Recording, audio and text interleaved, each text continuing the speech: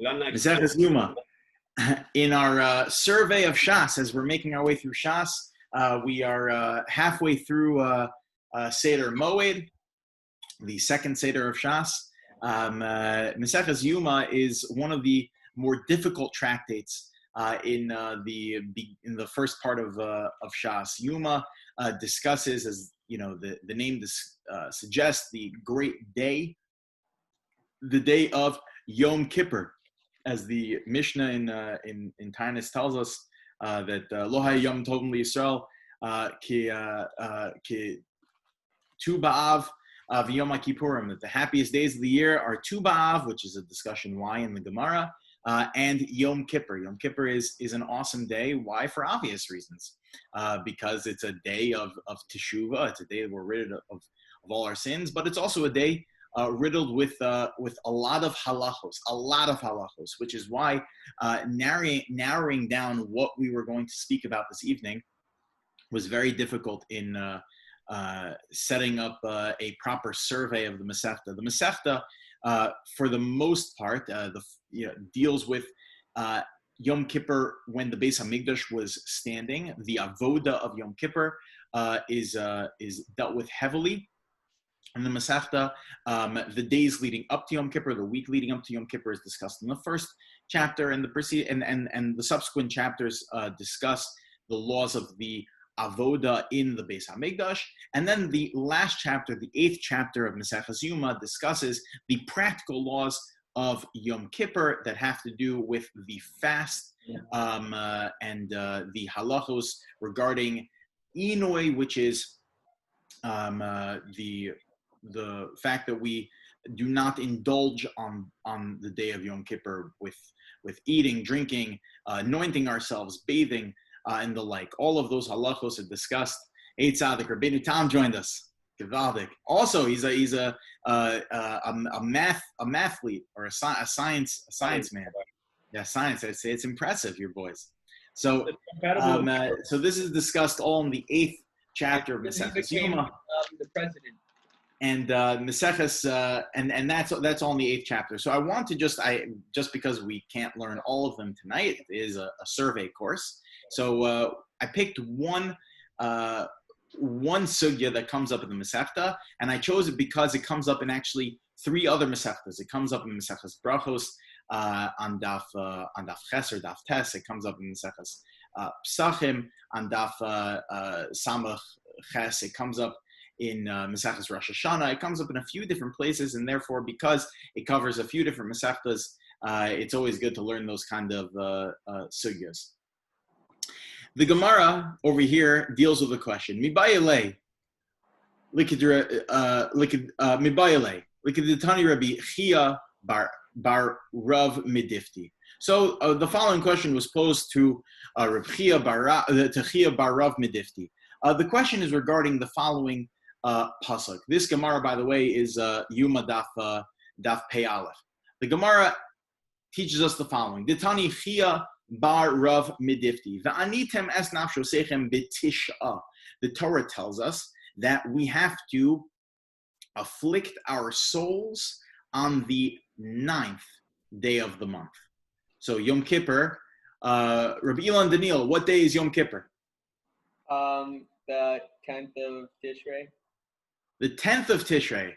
Hold on one second. The 10th of Tishrei, the Torah just told me, va'anitem es nafshosechem b'tisha, on the 9th of Tishrei. Why? So the Gemara tells us, v'chi b'tisha misanin, v'halo be'asar misanin. We don't fast on the 9th, we fast on the 10th. Elalo malacha, rather this comes to teach you, kol ha'ochel v'shose b'tisha, that anyone who eats and drinks on the 9th of Tishrei, ma'ala alav hakasav, ki'ilu hisane b'tishi ve'asiri. That anyone who eats and drinks on the 9th of Tishrei, it is viewed as if they fasted both on the 9th and the 10th. Sounds like the best deal in the world. This is what the Gemara teaches us. The Gemara teaches us that if one, based on the pasuk of Anitzem es nafshosechem b'tisha, that we have to afflict our souls on the 9th. Well, we know it's not on the 9th. It's on the 10th that we fast on Yom Kippur. So says the Gemara, we learned from here the mitzvah of eating on Erev Yom Kippur. By the way, the Gemara does have another opinion. This is the opinion of Rav Acha Bar Yaakov. The Gemara has an opinion of Rav Acha Bar Yaakov that we learned from this pasuk, the obligation of Tosefes Yom Kippurim, of bringing in Yom Kippur early. But both of these opinions, both of these interpretations of the pasuk found in the Gemara are found in Shulchan Aruch. Shulchan Aruch quotes that there is an obligation to eat on the 9th of Tishrei. It is the most delicious mitzvah in the world. They say that the Brisker Rav on Erev Yom Kippur used to keep a sucking candy tied to his cheek, so that way the entire day he would be engaged in eating, just to make sure that he would be fulfilling the mitzvah. There is a mitzvah, and we're going to discuss it tonight. And just like any other mitzvah, it seems like from the basic reading of the Gemara, that there is a mitzvah to eat on the day before Yom Kippur, more than it seems like a mitzvah to eat per se, even just simply to prepare for the fast, which we'll get to. But there's really a mitzvah to have like a seuda, where we have a real seuda samafsekes, a real meal. And like I mentioned, though, that these opinions are quoted in the poskim. What we learned from this pasuk, the bring in Yom Kippur early, and also the mitzvah of preparing for Yom Kippur by eating the day before Yom Kippur. Now, there is a machlokas in the Rishonim how we categorize this halacha, how we categorize this din of eating on Erev Yom Kippur. Really, there are basically three opinions. The three opinions are either it's a mitzvah d'oraisa, like any other mitzvah, it's a straight mitzvah, like the same way that there's a mitzvah to shake lulav, there's a mitzvah to eat matzah on Pesach. So Yom Kippur, there's a mitzvah to fast, there's a mitzvah to do the avoda. There's also a mitzvah the day before Yom Kippur to eat, a real bona fide mitzvah din d'oraisa, just like any other mitzvah like tzitzis, hafrashas challah, and the like. There is another opinion found in the Rishonim that the mitzvah is only a mitzvah d'Rabbanan, only a mitzvah from the rabbis. And there's a third opinion that in reality it's not a mitzvah at all, rather it's just a good idea to do.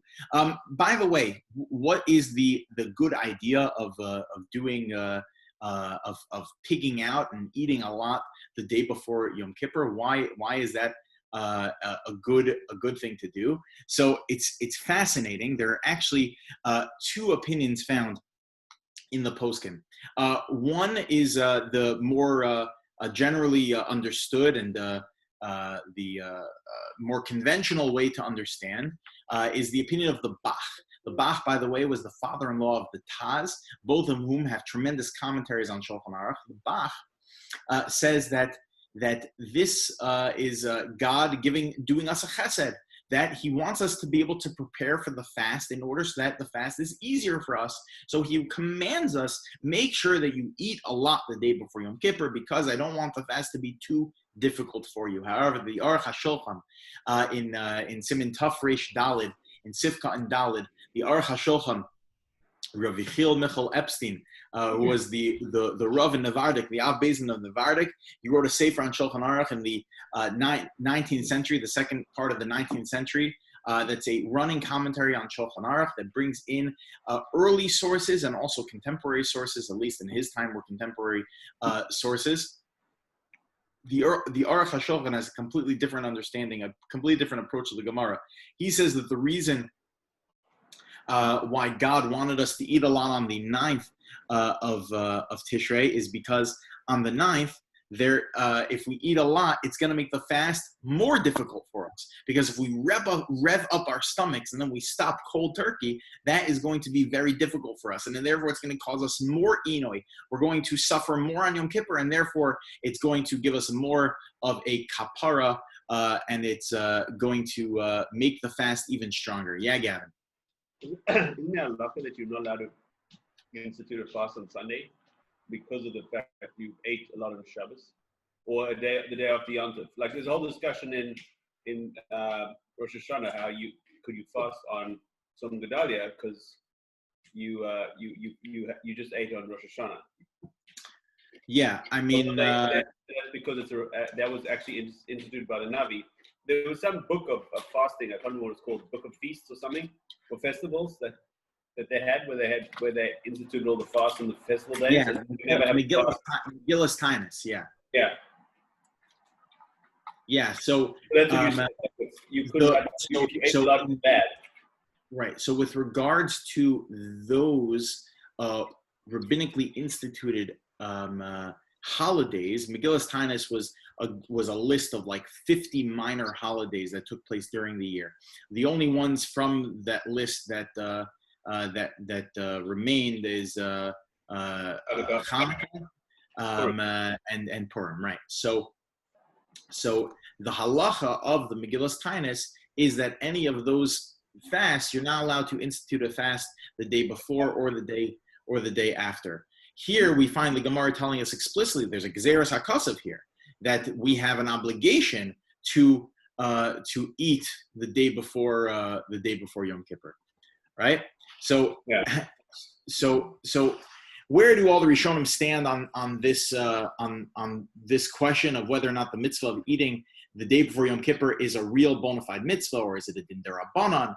Is it only rabbinically instituted, or really is it just a good idea? And Rabbi, there's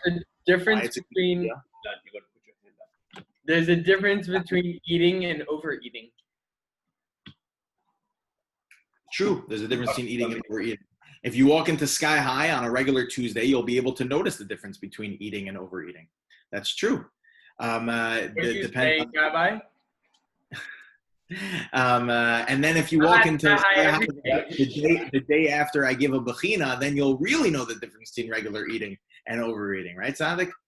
For sure, we're talking about eating more than normal for these two reasons found in the poskim. Either it's that it's going to make the fast harder, or potentially make the fast easier. Either way, there's an obligation to do it, and we're going to see why that is. But where do the Rishonim stand on the issue as to whether or not it's a mitzvah? So the Rosh, right here on our Gemara, the Rosh, Rabbeinu Asher, who was the Rav he was a Rishon in Frankfurt, and then in 1301, he went from the land of Ashkenaz to the land of Sfarad. In 1301, he lived out the last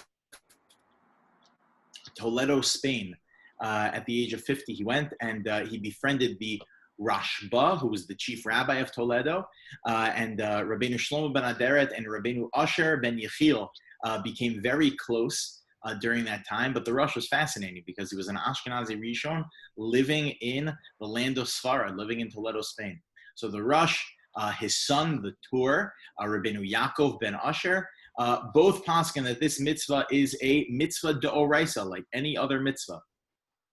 However, the Rif and the Smag understand from the Gemara that we paskin like Rav Acha Bar Yaakov, that the pasuk of Va'anitem es nashroseichem b'tisha is really coming to teach me that there's a mitzvah of Tosefes Yom Kippurim. And then there's just an additional thing we learn from there, that there's a mitzvah to eat the day before Yom Kippur, but not that it's a mitzvah. And therefore, the Rif and the Smag both felt as though it's not a mitzvah at all. However, the Rosh and the Tur felt as though, no, this is a real bona fide mitzvah. The Rambam, though, does not quote this mitzvah in his Sefer HaMitzvos. The Rambam, like a lot of Rishonim, deal with how to figure out what make up the 613 mitzvahs. Because when you open up the Torah, you find that there are a lot more mandates than just simply 613. There are thousands of things in the Torah, not just 613. So what are the 613 mitzvahs? So the Smag, the Bahag, the Ramban, the Sefer HaChinuch, the Rambam, many different Rishonim, Rav Sadia Gaon, all try and understand what the 613 mitzvahs are. And the Rambam, on his list of the 613, does not list the mitzvah of eating the day before Yom Kippur. However, and even in his Hilchos Shvisas Asur, in the Mishnah Torah, where he discusses the laws of Yom Kippur, does not bring this down as a mitzvah to eat the day before Yom Kippur. Rav Yosef Karo However, in the Kesef Mishnah, in his commentary on the Rambam, feels as though the Rambam still feels as though this is a mitzvah d'Rabbanan, because the Rambam does seem to quote this obligation in other contexts, like in Hilchos Nedarim, if someone took a neder not to eat the day before Yom Kippur, something of that nature. There could be times, or someone took a neder not to eat every Wednesday of the year, and then Yom Kippur falls out on a Thursday. So what are you supposed to do about that Wednesday? Was that included in your obligation or not? Because what the Gemara says is that if, let's say, a Yontif falls out on a Wednesday, so that could not have been included in your neder, because you obviously took the neder on the assumption that I'm not eating on Wednesdays. Obviously, though, Yontif I plan on eating. Yontif I have an obligation to eat. So the Rambam says the same would apply for the day before Yom Kippur, would not be included in your neder of I'm not going to eat every Wednesday of the year. So therefore, the Kesef Mishnah of Yosef Karo feels as though it must be, at least the Rambam assumes, that this mitzvah of eating kol ha'ochel v'shoseh betisha, that anyone who eats and drinks on the ninth, mala kasov ki'ilu hisane betishi ve'asiri, it's viewed as if they ate both on the ninth, and they fasted both on the 9th and the 10th. So the Rambam must feel as though it's at least a mitzvah d'Rabbanan. However, the Aruch HaShulchan argues on the Kesef Mishnah. The Aruch HaShulchan feels as though that according to the Rambam, like the Smag and the Rif, this is not a mitzvah at all. Rather, this is just an Eitzah Tova Kamash Malan. This is just a good idea. Yeah, Tzadik. So if someone swears, makes a vow against like a rabbi prohibition, we don't listen to them? Yeah, you are not allowed to take let's say someone takes a neder that they are, not going to, or shvua, they're not going to light Hanukkah candles, okay? Right? So, or I'm not going to go hear the Megillah. I'm not going to give Shalach Manos. Things like that, yeah, for sure. That the neder would not be chal in that scenario, because mushba va'omin mehar Sinai, we're obligated in the mitzvahs of the Torah. Part of the mitzvahs of the Torah is to follow the halachos that are brought down by the rabbis, and therefore this would be no exception. So let's say a rabbi makes a decree on a halacha, and the father, let's say, decides to totally disregard what the rabbi says. What do we do to him? What are you talking about? Let's continue. So this is the basic machlokes. Is this a mitzvah or not? So really, it seems like the only rishonim that stand up to say that this is a real bona fide mitzvah are the Rosh and the Torah. The other rishonim don't seem to say that this is a mitzvah really at all. Maybe the Rambam thinks the mitzvah d'Rabbanan, at least according to the Kesef Mishnah. What's the basic nafkamina, the basic practical difference between whether or not this is a mitzvah that is from the Torah, or maybe just a not a mitzvah at all, or maybe even just a rabbinic mitzvah? What's the practical difference between these two opinions? So there's two practical differences. One is brought down in the Minchas Chinuch.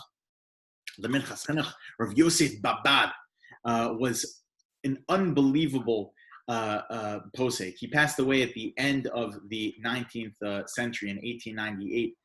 He was the Av Bezin of Chernobyl. He wrote a commentary. It's one of the most delicious and amazing svarim in the world. It's right over here.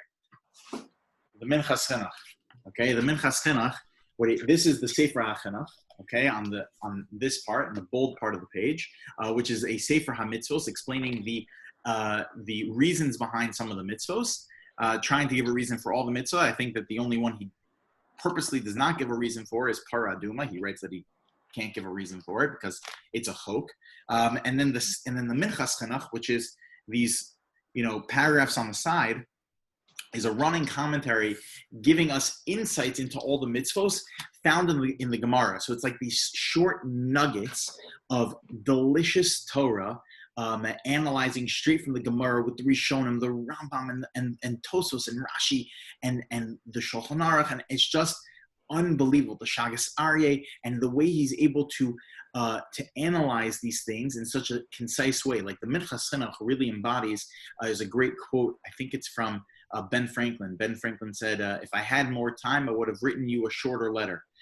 This is exactly what the Minchas Chinuch is. The way that he's able to get to the point in such a concise way is unbelievable.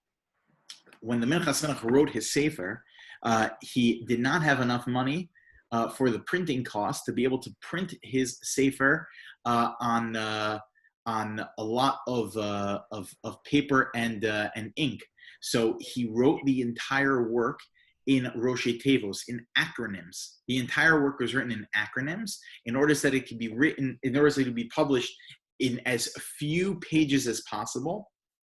Then once it was published and the other Gedolim at the time were starting to learn the work, they realized immediately that this is a well worthwhile investment for money to be put into a expansive publication of the Minchas Chinuch. Today, the Minchas Chinuch is published in full form, still obviously with some acronyms, some Roshei Tevos, but in its full form, and therefore it's accessible to the masses. It was Rav Soloveitchik's favorite sefer. One more quick anecdote about the Minchas Chinuch. It was Rav Soloveitchik's favorite work. In fact, he finished learning the entire Minchas Chinuch, which is now printed in a 3-volume set with those, large pages like this, small print, this running commentary on the Sefer Chinuch. He finished the entire Minchas Chinuch before he was bar mitzvah. Before he was bar mitzvah, he had already completed learning everything that the Minchas Chinuch had to write. When his mother would tuck him in bed at night, she'd say goodnight, close the door. He'd then pull the sheet over him, and he'd grab from under his pillow a Minchas Chinuch. And the rebellious Rabbi Yosha Ber Soloveitchik would, after he was supposed to go to sleep for the night, would make sure that he would stay up learning the Minchas Chinuch. Minchas Chinuch is unbelievable. So he gives one practical difference between whether or not the mitzvah to eat the day before Yom Kippur is a din d'oraisa, is a Torah obligation or a rabbinic obligation. One practical difference, he says, is whether or not women would be obligated in this mitzvah, assuming that women are obligated in rabbinic time-bound mitzvah, in rabbinic time-bound mitzvahs. So then if you say that this mitzvah is simply either rabbinic or it's just a good idea to do because it's in preparation for the fast, either it's prepare for the fast to make the fast easier or to prepare for the fast to make it harder, regardless though, it's a preparatory mitzvah, and therefore, being that women are fasting as well, therefore, they should be eating on the day before in order so that they could prepare for their fast properly. However, if this is a din d'oraisa, this is a biblical obligation to eat the day before Yom Kippur, says the Minchas Chinuch. Therefore, it's no different than any other time-bound mitzvah. Any other time-bound mitzvah, women are not obligated in. Women don't have an obligation to sit in the sukkah. If they choose to do so, of course they can, and that would be a fulfillment of the mitzvah. But whether or not it's a real obligation to do so, they don't have one. And therefore, the eating the day before Yom Kippur, if you treat it as a real din d'oraisa, so then therefore it should be treated no differently than any other time-bound obligation. And therefore, says the Minchas Chinuch, according to the Rush and the Torah, women would not be obligated to eat on the 9th of Tishrei. However, according to the Rambam and according to the Smag and the Rif and all those other Rishonim, the Aruch HaShulchan, would assume that there is an obligation for women to eat the day before Yom Kippur. The other nafkamina, the other practical difference that's going to come out is going to be when we have a machlokes with regard to the details of this mitzvah, which we'll get to soon, some of the details of this mitzvah. And we're going to see that there's going to be a number of machlokesim about it. How you paskin. If you paskin l'chumra or you paskin l'kula, are we going to be pushed to be stringent to fulfill this mitzvah, or are we going to take a more lenient, light-handed approach with the fulfillment of this mitzvah? And because if it's a din d'oraisa, so then just like any other din d'oraisa, you have a suffix d'oraisa, you have to be machmer. If you're doubtful about how to fulfill a din d'oraisa, so you have to be stringent about it. However, if it's a din d'rabbanan, if it's simply a rabbinic obligation, or maybe not even a rabbinic obligation, but just a eitza tova, it's a good idea in order to prepare for the fast, so then we can be more lenient because at most it would be only rabbinic and therefore suffix d'rabbanan l'kula. So what are some of the basic machloksim about this mitzvah of eating the day before Yom Kippur? So one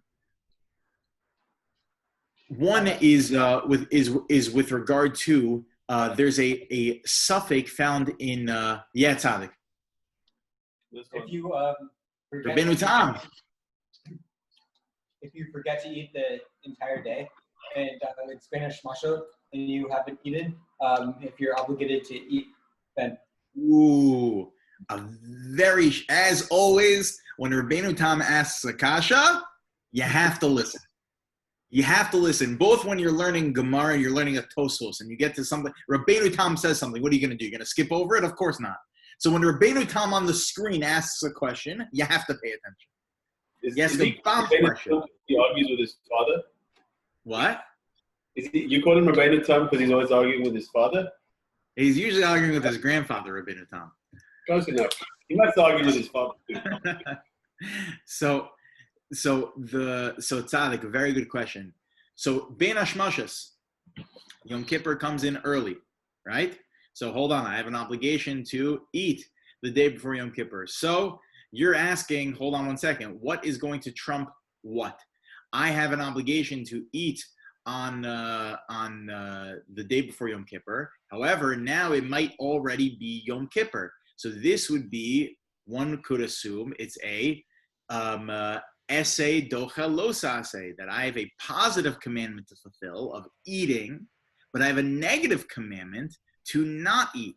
Which one would win? Well, one happens to be a d'oraisa and one happens to be a d'rabbanan, right? Oh, so first answer would be most Rishonim assume it's a d'rabbanan anyway. So that's the first answer, and therefore you don't have to worry about it. And Tosefes Yom Kippurim, we learned from the Gemara, is a din d'oraisa. That, according to all Rishonim, seems to be a din d'oraisa, right? So that's the first answer, right? Is that? But even let's say you want to say like the Rush. Let's say you want to say it's a real din d'oraisa to eat the day before Yom Kippur. So two answers to approach that. Number one is that eating on Yom Kippur, what's the punishment for eating on Yom Kippur? Death. Is it kares? Kares. Kares. Eating on Yom Kippur is kares. The Gemara in Yevamos tells us that esse docha lo sase does not apply to a lo sase sheyesh bo kares. If the lo sase, the negative commandment, has kares associated with it, so then esse docha lo sase does not apply. I thought bris milah on Shabbos is it. On Shabbos is a special Gzeres HaKasav. Ubiyom hashmini yomo barsar laso. The Gemara tells us that on the 8th day, biyom hashmini, biyom afilu b'Shabbos. The Gemara tells us in the 19th parak of Shabbos. also if you don't do This says the Torah, but Tisha, right? What? The pasuk is from the Torah, but Tisha, that you should. Yeah, and also. No, I understand that, but it also says in the Torah that on the 10th you fast. Yeah, no, but I'm just saying on the 8th day you perform bris milah. No, I understand. There's two psukim telling us a day, right? And we also don't make up our own drushas, right? The rabbis understood the drushas, right? I wouldn't have necessarily known that biyom means afilu b'Shabbos, right? The rabbis have a tradition for that. Rabbi. So that's one. But it's a very fair question anyway. Yeah, Tzaddik. So if you don't do bris milah, you get kares also, right? So not on the 8th. It's you don't have to do on the 8th day. two kares is conflicting. You don't have to do it on the 8th day. You don't. When they even out. Yeah, and that's a machlokas. It's a machlokas team, the Rambam and the Ravid, whether or not you would get kares for not doing it on the 8th day if you did it on the 9th day. Let's say the baby's Fair not question. healthy enough. You to know do what, it on guys? the next day. When we get to Mesechta Yavamis, which has the whole sugya of Aseh Dochalosa, say bli neder. We'll discuss that as in depth, all of the laws of Aseh Dochalosa, say bli neder. Wait, so if a baby is not healthy enough and needs to do it on the 9th day, and the 9th day Shabbos, is that double kares? No, you don't do it on Shabbos. If he does it on Shabbos? What's it double kares? Because he did the performance For breaking Shabbos. Okay, good question. Good question. So Muting him so he can't.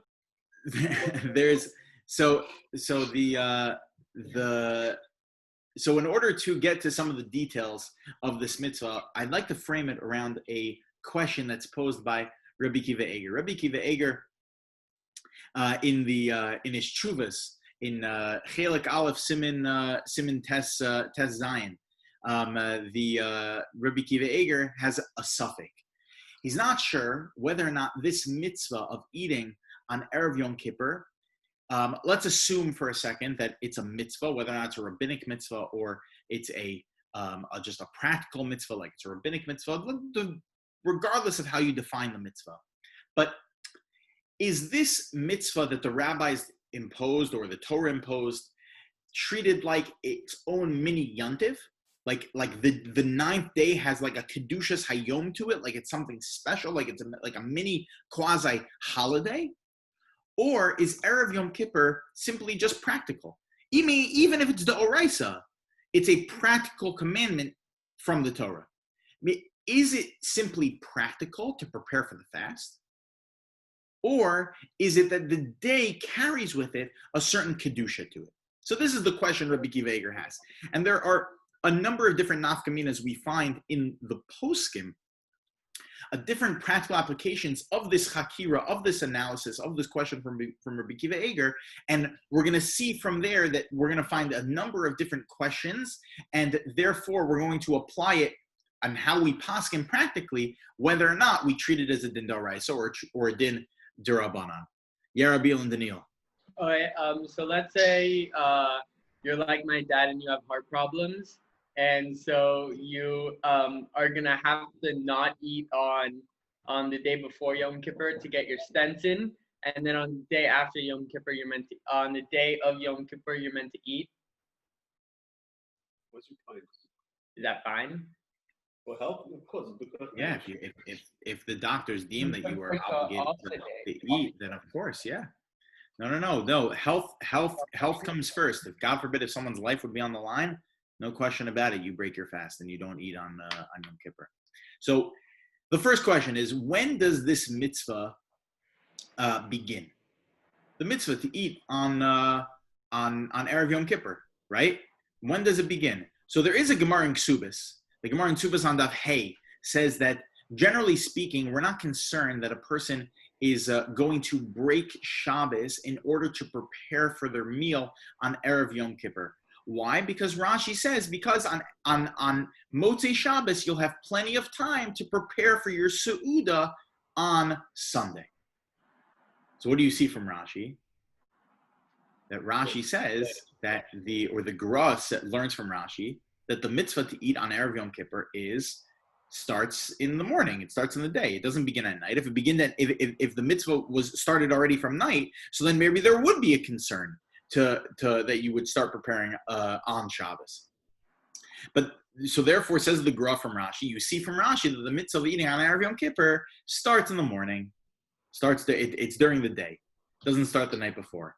However, the Netziv says that the minhag the mitzvah of eating on Erev Yom Kippur begins already on the night before. This is the Netziv in his Chuvas, in his response, he says that.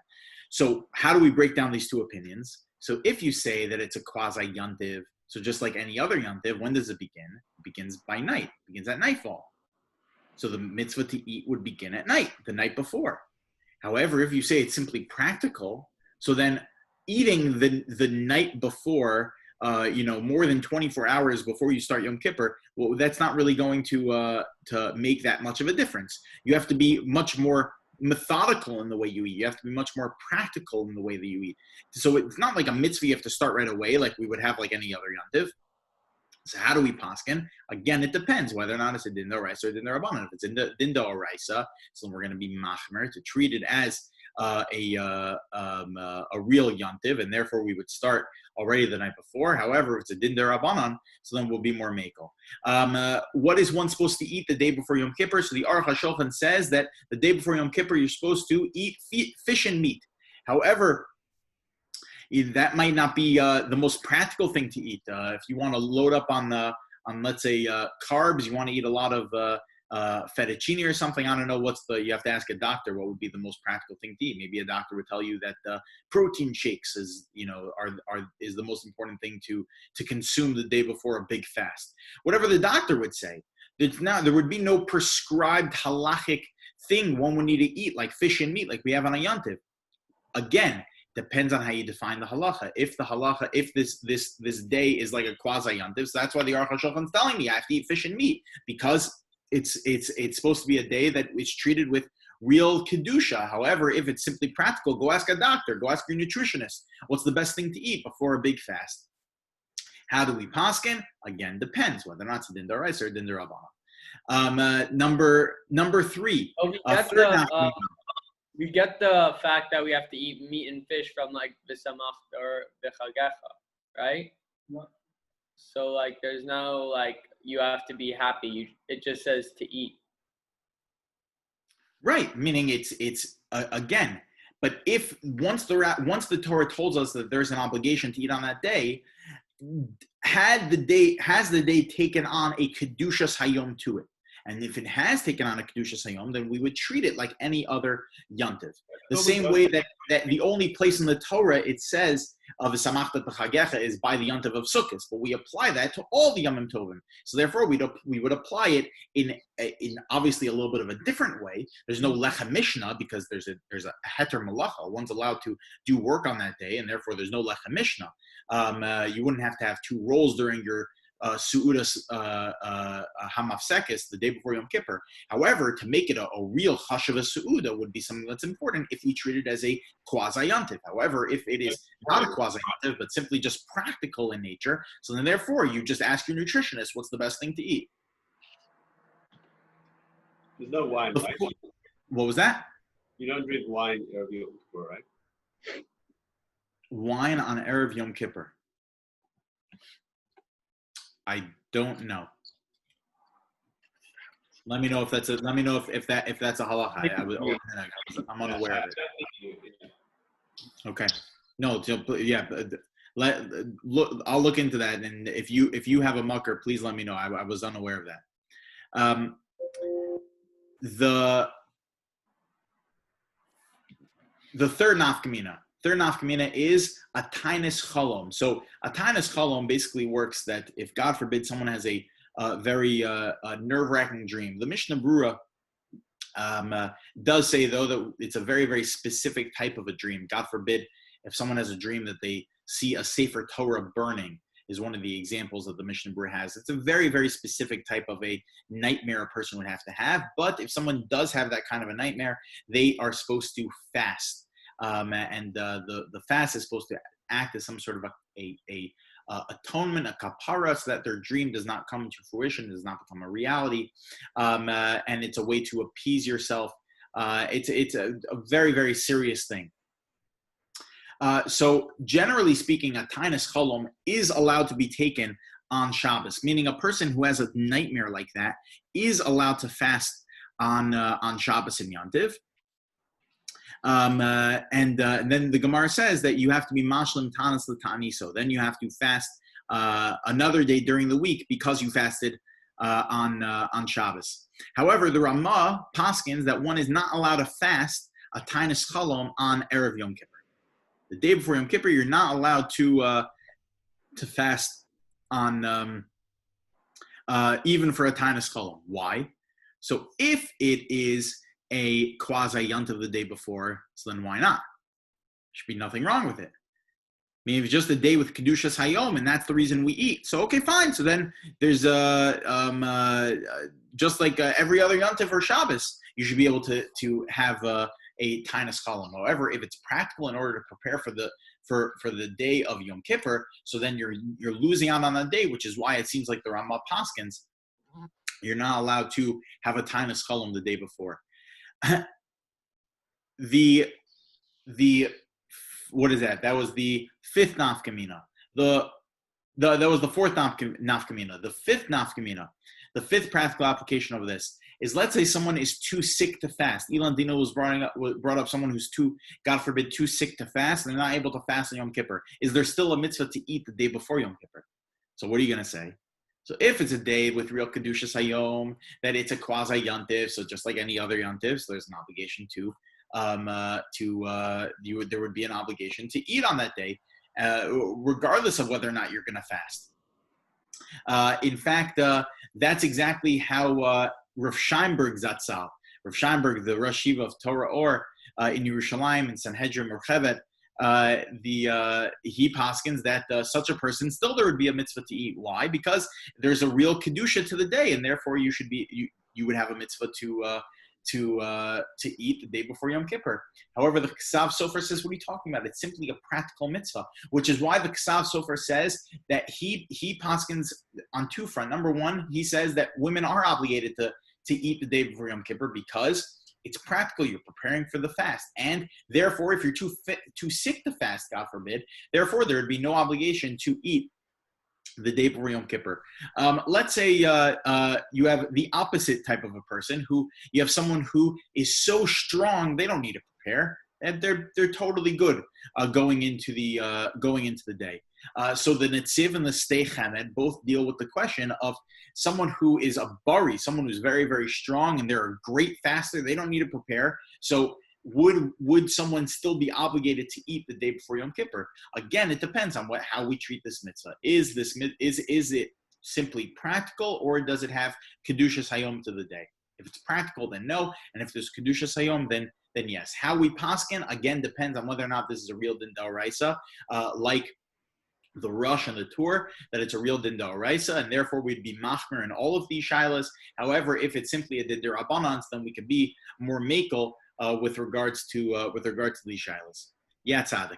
And then we'll go to the famous Aggadah in the Mesechta. If you're like fed food through like an IV drip or whatever, I don't know. I actually had an IV on Yom Kippur about 2 years ago. Yeah. Does it count as eating? If someone has still your obligation if food does not go through your mouth, but it's just like injected into you or whatever. It's a good question. The short answer is that I don't remember. It's discussed in the postscript. Short answer is that I don't remember. I'll get back to you. There. Yeah. I believe the answer is that it still does count that you fasted. I believe the answer. I mean, the odds of you getting an IV without having medical reasons is pretty small. So I assume it doesn't matter. You're not actually talking about snorting. No, not necessarily. Yeah, right. That is true. But regardless, I mean, it's still, you're right. However, just because someone is not supposed to fast doesn't mean that the entire potential of the mitzvah falls away from them. No, I'm talking about the mitzvah still exists. I'm talking about that they don't have the opportunity to fulfill it, right? So no, I understand what you're saying. Someone who is in that scenario where they have an IV drip or something, would that be a fulfillment of the fast? A very good question. Short answer is I don't know, and I believe the answer is yes, but I'll look into it. Bli neder. Okay, I want to end. I was saying the day before the fast. He was saying there's an IV drip. Oh, the day before the fast. So someone who's too sick to eat. Oh, you're saying that someone who has, and that's the way that they're preparing for the fast? And they're actually going to fast? Yeah. Because it does the same thing as the food, but it's just better for you. No, it's not. Just me. Have you ever had an IV drip? Yes. Very good question. It's a very good question. I've never seen that discussed in the poskim. I'll look into that. I've never seen that discussed in the poskim. It's a very, very good question. Very good Because it question. does the practical thing the mitzvah is trying to do, but you're not actually eating. Right. And I'm wondering, meaning for sure if you assume it's practical, then you're right, 100%.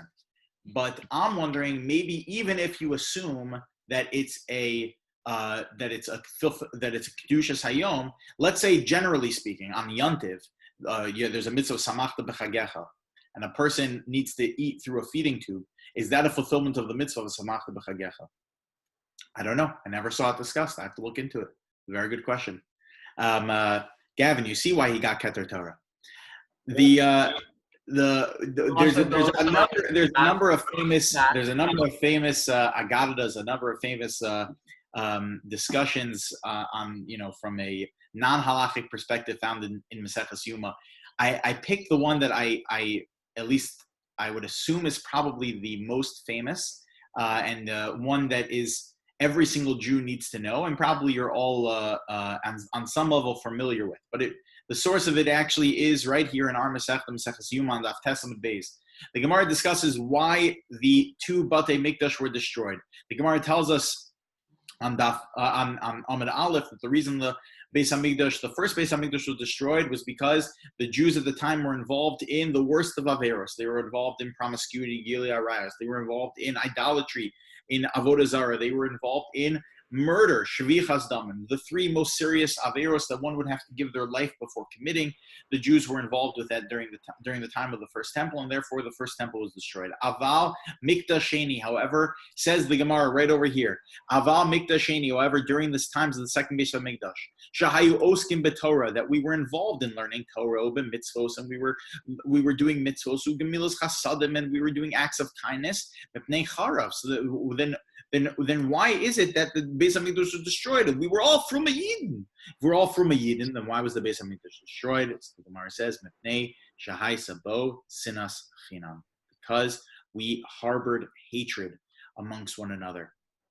So I have a major question on this Gemara. Wait, which Beis Hamikdash was destroyed for not saying the bracha? That also is referring to the second Beis Hamikdash, which is, there's a number of different Gemaras that, they didn't keep Shabbos. The Gemara Niddah, like you just pointed out on Daf Pei Aleph, says that they Shelo Birchu B'Torah Tchila, they didn't have Birchos HaTorah. That's another very, very good question that I thought it's because of Sinas Chinam, not because of those things. But in reality, all those things are related to Sinas Chinam. But I have a little bit of a different question, an internal question on the Gemara, which is, the reason why the Beis Hamikdash was destroyed was because of sinas chinam. We harbored hatred for one another. So then how's it shayach that we did gemilas chasadim, we did acts of kindness? Now I understand how we could harbor hatred even if we learn Torah and we do mitzvahs. Those are things that are between me and God, right? That's intrapersonal. That has nothing to do with anyone else. That's me. Religion is a private matter. However, gemilos chasadim is acts of kindness, real kindness. It is not just simply we did charity, we gave to people, we did. So then, how could that be then that there was sinas chinam? So I think that the answer is that learning Torah and doing mitzvos, we think is intrapersonal. We think that's only between me and God. But in reality, it's not. Learning Torah and doing mitzvos has a direct effect on how I am as a person, as long as I internalize it.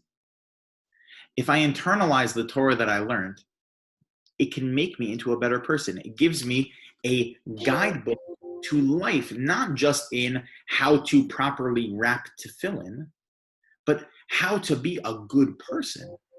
How to harbor love, how to harbor likeness, camaraderie between each other. That comes from learning Torah. Uba mitzvos, through doing mitzvos, we become better people. We learn the proper way to act. In fact, the Ramban says that that's the reason why it's so important to learn the Tamei mitzvos. The reason why it's so important to learn the ethics behind the mitzvos is because then when you do the mitzvahs, it's kind of like training exercises, says the Rambam, for the more basic principled mitzvahs of kedoshim tihiyu, v'halachta b'drachav, of basically just being a good person, walking in the ways of God. That the more that we internalize the mitzvahs that we do, the more that we internalize the Torah that we learn, so then the gemilas chasadim we're going to do are not just empty acts of charity, just to go through the process like machines, just doing for other people, but we're doing them genuinely and honestly because we really care about the other people. So that's how we could have been a people that are oskim b'Torah and mitzvos, and even gemilos chasadim, and even acts of kindness, and yet still harbor hatred amongst each other. Because unless we're internalizing the mitzvahs that we're doing, and unless we're internalizing the Torah that we're doing, so then all of the charity, all of the charitable acts, all of the good things we're doing for one another, it's empty. It's not coming with a sincerity. It's not coming with a sense of real love, because it's just us doing it. It's just going through the motions. We're not internalizing anything and any of these things. It ends off the Gemara and it says, "L'madcha sheshkula sinas chinam." Comes along the Gemara to tell us that we learn from here that sinas chinam is equivalent, tantamount to keneged shalosh averos, to all three of the cardinal sins of avodah zara, idolatry, gili arayos, of immorality, promiscuity, and shvichas damim, and murder. Because without that kind of a genuine attitude, where we're internalizing Torah and mitzvos and gemilas chasadim, so then essentially what we're doing is we're vulnerable to killing one another with the way we treat one another. We're vulnerable to living a immoral society, and essentially we're doing avodah zarah because we're not following God's path. We're following this made up path that we're making up ourselves, that is being masked as Torah, but not internalizing Torah and not living a Torah lifestyle, which is only one that can be lived if we're genuine, thinking people that have the goal to make Torah and mitzvos have an effect on us in order to uplift other people. And then through that, God willing, we'll be able to bring back the third Beis HaMikdash from here b'yameinu. All right, we will stop over here. Obviously, like I always can, I'll hang around for a couple more minutes if anyone has any questions. Good Shabbos, everyone.